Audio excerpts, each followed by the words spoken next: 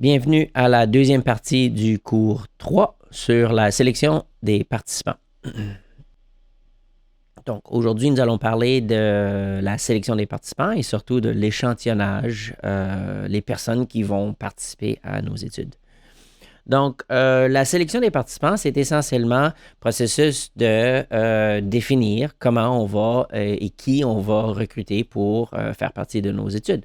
Donc, il y a deux composantes assez importantes à différencier. Premièrement, il y a la population. Alors, la population, c'est l'ensemble des unités formant une catégorie particulière. Alors, ce serait, par exemple, si on parle de la population de l'île de Montréal, ce serait toute personne qui vivent sur l'île de Montréal. Si on parle de la population des étudiants de l'UQAM, ce serait tous les étudiants et étudiantes qui sont présentement inscrits à l'UQAM. Alors, la population décrit toute personne à l'intérieur d'une catégorie particulière. C'est à vous, comme chercheur, de définir c'est qui votre population ou c'est quoi la catégorie. Maintenant, si on s'intéresse aux étudiants de l'UQAM, normalement, on n'a pas le temps ni les ressources pour aller sonder ou recruter tous les étudiants ou toute la population, alors tous les étudiants. Donc, ce qu'on fait, c'est que dans la grande majorité des cas, on va chercher un échantillon. Alors, un échantillon, c'est un sous-ensemble d'unités, alors un sous-ensemble qui représente la population. Alors, comme vous voyez à l'écran, il y a la population générale ou la population déterminée, et puis à l'intérieur de cette population, on va recruter un échantillon. Donc, pourquoi est-ce qu'on s'attarde aux échantillons? Ben, parce que c'est plus facile d'accès que toute la population en général, surtout avec les nouvelles techniques de sondage, alors par Internet, avec les outils en ligne, et ainsi de suite. C'est beaucoup plus facile de sonder des échantillons ou plusieurs personnes de cette manière-là que toute la population. Souvent, c'est impossible de rejoindre toute l'ensemble de la population. Alors, s'il y a des étudiants qui ne vérifient pas leur courriel ou ne répondent pas leur téléphone, alors des fois, c'est simplement impossible de rejoindre la population. Donc, on se limite à un échantillon. Et puis, les avantages vraiment de l'échantillon, c'est on épargne beaucoup de temps, on épargne beaucoup d'énergie et puis on épargne beaucoup d'argent. Le problème avec l'échantillonnage, c'est que c'est une source d'erreur. Alors, l'échantillon représente la population générale. Alors, c'est une représentation du total, mais c'est ça, c'est pas parfait. Donc, on s'en tient à réduire l'erreur si possible. Donc, on parle de représentativité lorsque c'est un caractère qui se dit représentatif de ce qui représente la population. Là, on dit que je me répète là, mais ce qu'on souhaite, c'est qu'on veut que l'échantillon représente le mieux possible ou dans le meilleur contexte les caractéristiques de notre échantillon. Encore là, ça ne va jamais être parfait parce qu'on va chercher un plus petit nombre dans notre échantillon que dans la population, mais on veut puis on souhaite au moins représenter les paramètres importants pour ensuite inférer nos résultats auprès de la population en général. Alors, c'est clair que c'est jamais parfait, c'est jamais l'idéal, mais le bénéfice de temps, énergie et argent est fortement au-delà de l'erreur. Alors, on peut toujours gérer l'erreur, on peut toujours contrôler pour l'erreur au niveau statistique ou avec les méthodes puis le devis qu'on utilise. Donc, pour augmenter la représentativité d'une population, on a deux grandes techniques. D'abord, on fait des participants, on a les choix de participants au hasard. Alors, plutôt que cibler les étudiants dans le cours Psy 20 à 40-20, qui est un groupe assez restreint de l'UQAM, on pourrait aller tirer au hasard ou aller recruter au hasard depuis toute la population de l'UQAM. Alors, le hasard est quand même bien parce que essentiellement, ce qu'on fait, c'est qu'on partage l'erreur à travers toute la population. Alors, on ne va pas cibler une caractéristique particulière des participants. Alors, c'est une stratégie qui est très commune et puis très rigoureuse.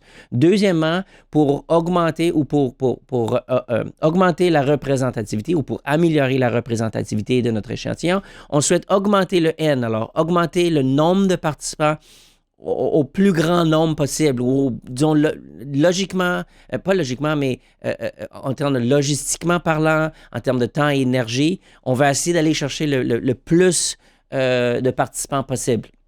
Alors encore là, ça va vraiment dépendre du devis de recherche, la manipulation ou l'étude en termes comme telle, ainsi de suite. Mais mes règles générales, peu importe l'étude qu'on mène, on veut puis on souhaite avoir le plus grand nombre de participants possible. Encore là, plus on a de participants dans notre échantillon ou plus on a de participants qui représentent notre échantillon, plus on va chercher les différentes caractéristiques puis les nuances de la population. Alors, on a, espérons, dans notre échantillon, plus de participants qui représentent la population en général. Pour qu'une étude soit menée à partir d'un échantillon, pour qu'une étude menée à partir d'un échantillon puisse s'extrapoler correctement à une population, alors pour qu'on puisse prendre les résultats de notre échantillon et les extrapoler nos résultats à la population, elle doit répondre à 3 grandes conditions. Premièrement, l'échantillon doit être représentatif. Alors, on vient d'en parler. Représentatif est essentiellement une évaluation subjective. Alors, on voit est-ce que l'échantillon qu'on a recruté, est-ce qu'on peut vraiment dire qu'il représente assez bien la population? Alors, on veut augmenter le hasard de la sélection des participants et on veut avoir un gros N. Deuxièmement, on veut que nos observations soient fiables et valide. Alors, on va regarder à la validité et la fiabilité dans d'autres cours. Est-ce que les outils qu'on utilise, est-ce qu'on peut les répéter? Est-ce qu'on peut se fier aux résultats ou est-ce qu'on peut se fier aux mesures qu'on utilise? Alors, c'est la deuxième composante qui nous permet d'extrapoler les résultats de notre échantillon à la population. Et puis, finalement, avec un petit échantillon, on pourrait établir ou examiner ou faire l'étude d'un processus qu'on considère relativement fondamental. C'est-à-dire que si quelque chose s'applique à plusieurs individus et puis que ce phénomène est représenté à l'intérieur de chaque individu à l'intérieur de la population, on n'a pas besoin d'étudier toute la population pour voir que la majorité des étudiants ont des yeux, 2 yeux, un nez, puis 2 oreilles. Normalement, les humains ont 2 yeux, un nez puis des oreilles, ainsi que des cheveux, ainsi de suite. La couleur des cheveux peut varier, la couleur des yeux peut varier. Alors, est-ce que j'ai besoin de vraiment aller sonder chaque étudiante et étudiant de l'UQAM pour voir combien d'oreilles, combien de yeux, combien de nez ils ont? Non, je peux m'en tenir à peut-être 50, puis dire que, ben regarde, chacun des 50 étudiants que j'ai sondés, ou 49 des 50 étudiants que j'ai sondés, avaient 2 oreilles, 2 yeux, puis un nez. C'est quelqu'un qui a eu une chirurgie à l'oreille ou quelque chose, ou il y a eu un accident. Alors, vous voyez comment est-ce qu'on peut, l'échantillon peut bien représenter la population générale lorsqu'on étudie des processus qu'on considérerait fondamentaux, alors qui s'appliquent à presque tout le monde à l'intérieur de la population. Alors, la taille d'échantillon, comme on a mentionné dans la précédente acétate, est très importante puisqu'elle augmente la variabilité des personnes à l'intérieur de notre échantillon. Alors, plus l'échantillon est grand, plus la variabilité des résultats obtenus reflète fidèlement la variabilité des résultats observés auprès de la population. Alors, je vais décortiquer cette phrase un peu. Alors, plus mon N est grand, plus j'ai une variété de personnes qui participent, plus cette variété est représentée dans mes résultats, mais plus cette variété représente la variabilité qui existerait normalement dans la population. Alors, c'est une des raisons pourquoi c'est une manière essentiellement d'aller chercher un échantillon qui est relativement représentatif. On peut déterminer la taille d'échantillon en considérant le devis de l'étude. Alors, c'est clair que si on veut faire des entrevues on ne peut pas aller faire des entrevues avec 1000 personnes. Alors, c'est quasiment impossible. C'est beaucoup, beaucoup de travail. Alors que si on fait un sondage en ligne sur l'Internet ou, par exemple, si on fait un sondage sur la personnalité et les intentions de vote, ça, c'est relativement facile. On peut même les envoyer par texto où il y a des outils en ligne incroyables. Alors, on peut aller chercher des milliers de personnes.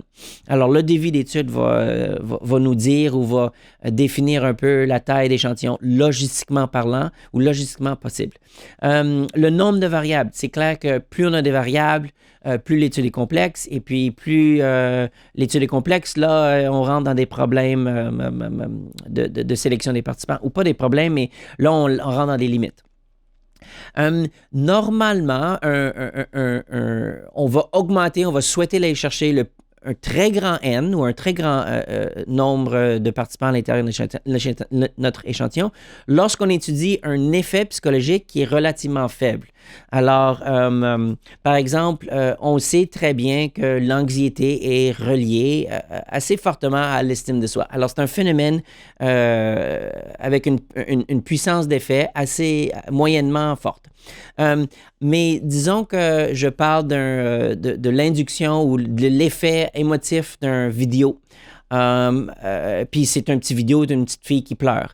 Maintenant, l'effet psychologique de ce vidéo affectif est relativement faible, dans le sens que le vidéo ne va pas influencer tout le monde, parce que ça va peut-être influencer seulement certaines personnes. Alors, lorsque notre phénomène psychologique qu'on étudie a un effet relativement faible, c'est très important d'aller chercher un grand N. Pourquoi? Pour être capable de détecter l'effet auprès de notre grand échantillon.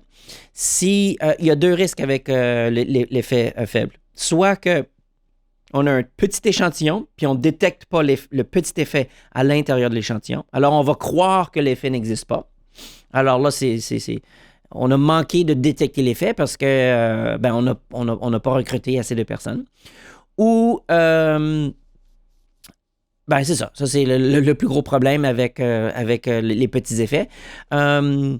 Alors, d'où l'importance d'aller chercher un grand N lorsqu'on étudie des phénomènes qui sont relativement faibles. Finalement, la taille de l'échantillon va dépendre dépendamment de les techniques d'analyse statistique qu'on va utiliser. Encore là, on ne parle pas d'analyse statistique à l'intérieur du cours, mais sachez qu'il y a certaines techniques qui fonctionnent mieux lorsque le N est plus grand. Règle générale, plus le N est élevé, mieux c'est dans presque toutes les circonstances. Je ne sais pas s'il y a même une circonstance où un grand N est négatif. C'est ça. Donc, les procédures d'échantillonnage. Alors, comment est-ce qu'on va comment comme chercheur, je vais décider comment je vais procéder au recrutement ou comment je vais procéder à l'échantillonnage pour mon étude. Alors, il y a, disons, deux catégories ou deux variables qui définissent la procédure d'échantillonnage. Il y a, disons qu'on commence avec les colonnes, il y a soit probabiliste ou aléatoire, ou il y a empirique. Alors, ça, c'est deux grandes catégories. Et puis, ça, c'est les deux grandes catégories d'échantillonnage. Et puis là, il y a deux types de population ou éléments de la population. Alors, soit que je peux recruter des individus uniques, ou je peux recruter des groupes. Alors, vous voyez qu'avec le probabiliste ou aléatoire et la catégorie empirique, créer 4 grandes types d'échantillonnage ou procédures d'échantillonnage. Donc, le premier type, c'est l'échantillonnage aléatoire simple. Alors, c'est un échantillonnage aléatoire où chaque unité de la population a une probabilité égale d'appartenir à l'échantillon. C'est-à-dire que aléatoire simple veut dire, échantillonnage aléatoire veut dire que je tire au hasard ou je choisis par hasard mes participants. Simple veut dire que je recrute une personne à la fois. Alors, dans cet échantillonnage aléatoire simple, vous pouvez vous imaginer que j'ai le bottin téléphonique. Si vous ne savez pas c'est quoi un bottin téléphonique, c'est dans le temps, on avait les pages blanches où chaque individu qui vivait dans un village ou dans un quartier était dans le bottin de page blanche. Alors, on avait le numéro l'adresse et le numéro de téléphone des personnes dans le quartier. Alors, si je prenais le bottin téléphonique physique et puis je feuille le bottin et puis j'arrête n'importe où. Alors, de manière relativement aléatoire, j'arrête et puis je choisis cette personne ici et puis je la téléphone pour lui demander de faire partie de mon étude. Ça serait un exemple d'échantillonnage aléatoire simple. La raison pourquoi, c'est simple, c'est un individu. C'est aléatoire parce que je choisis par hasard où j'arrête sur quelle feuille et puis sur quelle ligne.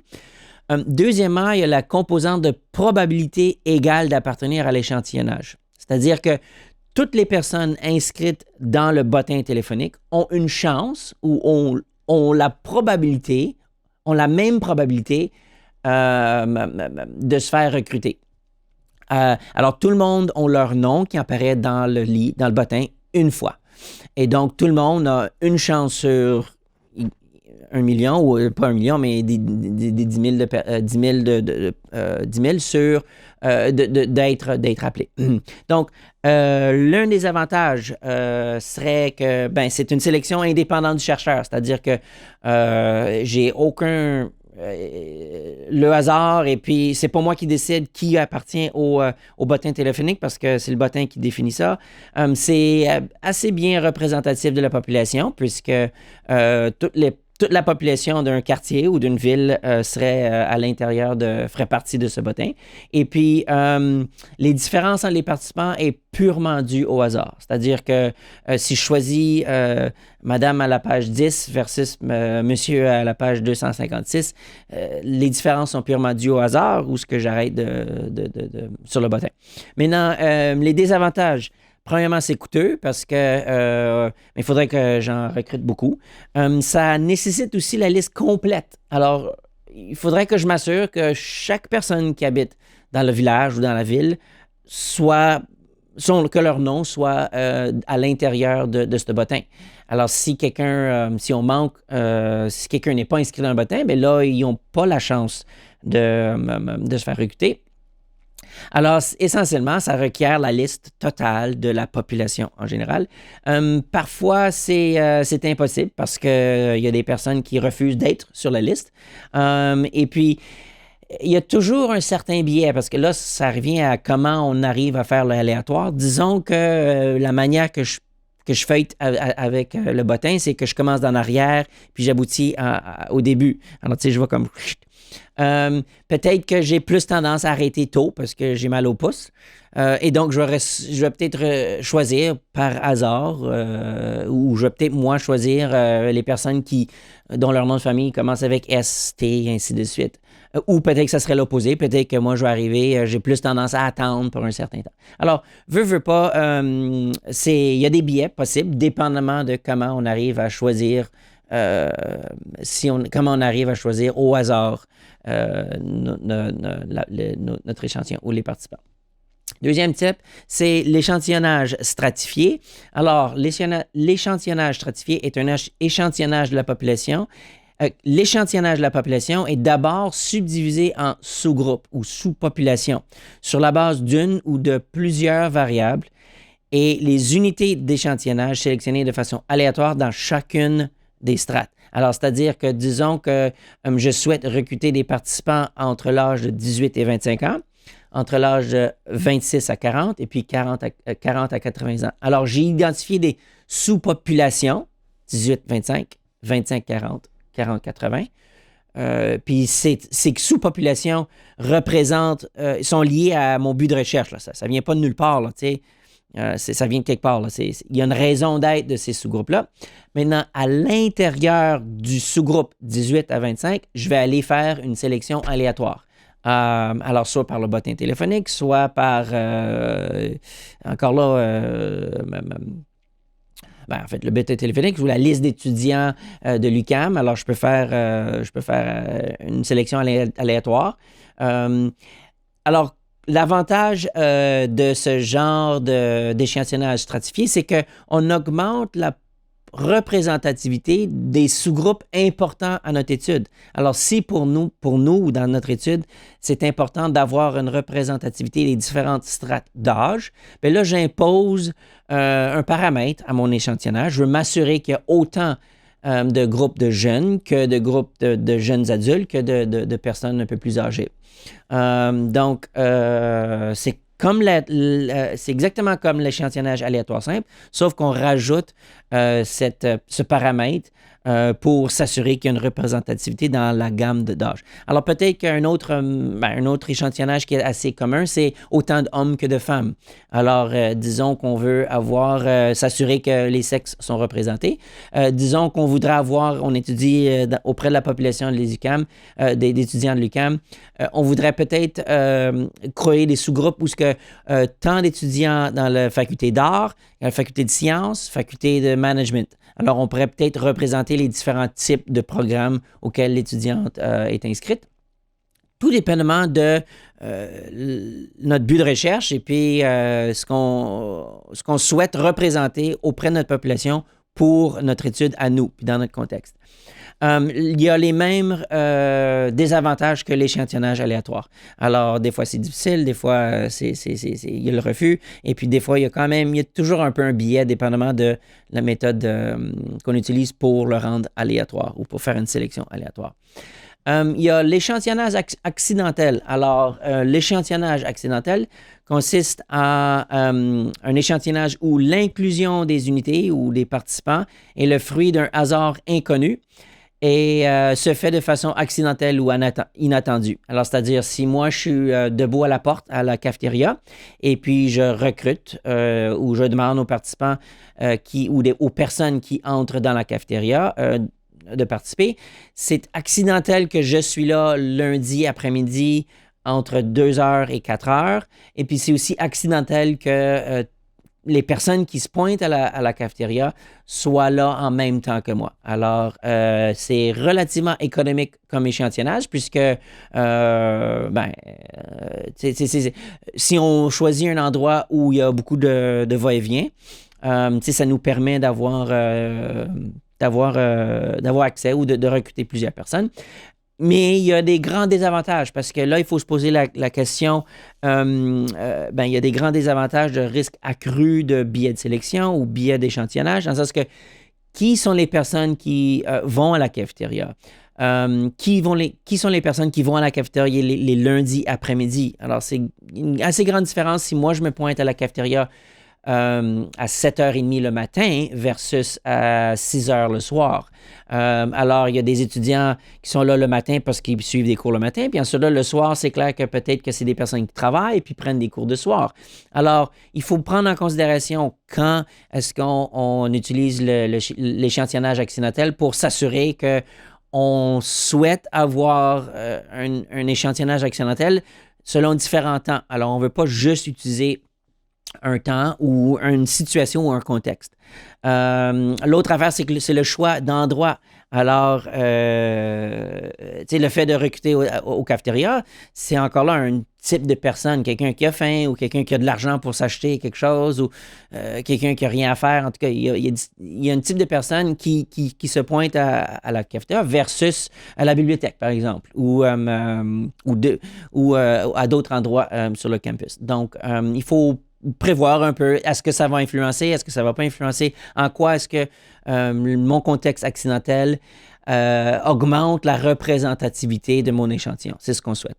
L'autre affaire, c'est qu'il y a des choix implicites. Peut-être que vous êtes une petite femme et puis il y a un grand mec qui arrive 6 pieds 6, 400 livres ou 350 livres, un gros joueur de football. Peut-être qu'il vous intimide un peu. Allez-vous quand même l'approcher pour faire le recrutement? Parce que peut-être que c'est intimidant la situation, ou peut-être que vous êtes seul et puis vous voyez un grand groupe de personnes arriver, puis encore là, c'est intimidant ou vous êtes gêné. Veut pas, c'est des situations normales, c'est humain. Alors, il faut prendre en considération ces contextes si c'est important pour la représentativité. L'autre échantillonnage qui est assez ou très commun, c'est l'échantillonnage de volontaires. Alors, c'est un échantillonnage formé d'individus présentant certaines certaines caractéristiques spécifiques et qui se portent volontaires. Alors, si je veux recruter des fumeurs, où je m'intéresse à l'effet psychologique de fumer, l'effet psychologique social de fumer. Alors, je souhaite recruter des fumeurs ou des personnes qui fument. D'abord, j'identifie la caractéristique de base, quelqu'un qui fume. Et puis ensuite, là, je vais aller recruter ou demander aux fumeurs qui souhaiteraient participer à mon étude. Donc, c'est la composante volontaire. Donc, c'est très utile. C'est en fait assez commun en psychologie, très commun en psychologie, parce que souvent, on cible une caractéristique de notre échantillon ou un phénomène quelconque. Et puis, des fois, c'est la seule méthode possible. Vous avez sûrement été dans une salle de classe où il y a un étudiant en doctorat qui s'est pointé, qui souhaitait des volontaires. Alors ici, se pointait pour dire, en fait, ici, je souhaite recruter n'importe qui souhaite participer à mon étude. Alors, c'est la composante qui serait volontaire, ou c'est ça. Encore là, il y a toujours un biais d'échantillonnage parce que, encore là, ça dépend où et comment on demande aux participants ou aux individus pour faire partie de notre... Alors, le prochain type d'échantillonnage, c'est un échantillonnage par quota. Alors, c'est un échantillonnage accidentel de volontaires stratifiés. Alors, on a déjà vu l'échantillonnage accidentel avec l'exemple de la cafétéria. Ici, ce qu'on rajoute, c'est volontaire stratifié. Alors, si je me pointe à la cafétéria, puis je souhaite recruter autant de participants de la première année, que la deuxième année, que la troisième année du bac, alors là, une des premières questions que je demanderai aux participants, c'est souhaitez-vous participer à mon étude? Et puis ensuite, là, je leur demanderai dans quelle année du bac êtes-vous? Et puis là, j'essaierai de m'organiser pour recruter autant de personnes dans chacun des sous-groupes que j'ai définis. Encore là, on revient aux avantages de l'échantillonnage accidentel. C'est relativement moins coûteux.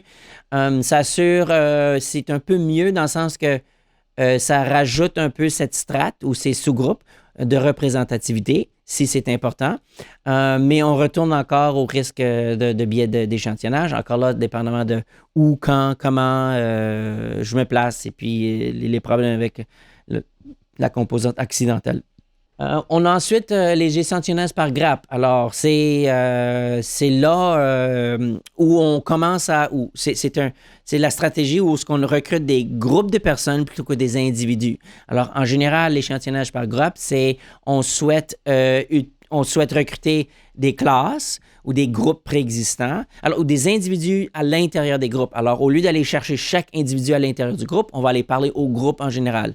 Par exemple, si je souhaite évaluer, si je m'intéresse à l'activisme civique ou à l'implication civique et puis la santé psychologique, mais là, peut-être que j'irais cibler les organismes universitaires qui sont impliqués dans les activités civiques. Alors là, au lieu d'aller chercher chaque individu, j'irais parler ou j'irais recruter le groupe, ou au moins voir si je pourrais présenter au groupe ou parler au groupe. Comme échantillonnage, c'est comme l'échantillonnage aléatoire et accidentel. Alors, c'est plus économique parce qu'on recrute plusieurs personnes d'une shot. Alors, au lieu d'aller parler à 15 personnes ou 20 personnes, on parle à un groupe. Puis là, on risque d'augmenter notre N relativement vite. Cependant, on a encore les désavantages de l'échantillonnage aléatoire et accidentel. Encore là, le biais de représentativité, le biais d'échantillonnage existe toujours. On tourne toujours à, est-ce que c'est vraiment représentatif? Est-ce qu'on induit un biais? Est-ce que je choisis seulement un type de groupe? Ainsi de suite. Et puis, un des problèmes, c'est que si nos groupes sont très homogènes, là, c'est un peu comme si je recrute seulement un type de personne. Encore là, puis si je recrute seulement un type de personne, là, ce type de personne ne représente peut-être pas la population. Alors, l'avantage du groupe, c'est qu'on recrute plusieurs personnes en même temps. Mais le désavantage, c'est que peut-être que ces personnes-là sont tous très, très, très semblables, d'où la raison de leur groupe. Alors, des fois, il y a des avantages, désavantages à recruter. Encore là, on se pose toujours la question, est-ce que mon échantillonnage représente le mieux possible la population, étant donné le contexte de mon étude? Donc, ça met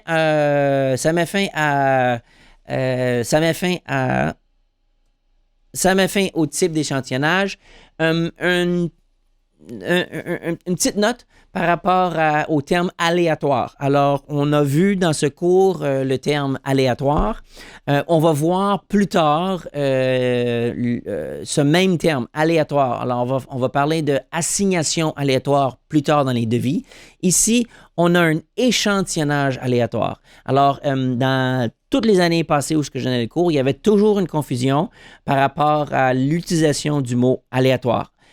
Sachez que maintenant, on parle d'un échantillonnage aléatoire où on a le bottin téléphonique et chaque personne a la même probabilité de participer à notre étude. Alors, ça, c'est la première utilisation du terme aléatoire. Plus tard, on va voir une autre utilisation du terme aléatoire dans un contexte très, très, très différent et la définition est assez différente puisqu'on rajoute assignation aléatoire dans la prochaine composante. Alors, c'est une petite astuce pour voir. Rappelez-vous qu'aujourd'hui, dans la sélection des participants, on parle de l'échantillonnage aléatoire. Alors, le sous-groupe qui représente la population, qui a été choisi aléatoirement. Alors, l'échantillon est aléatoire. Sur ce, on se voit au prochain cours.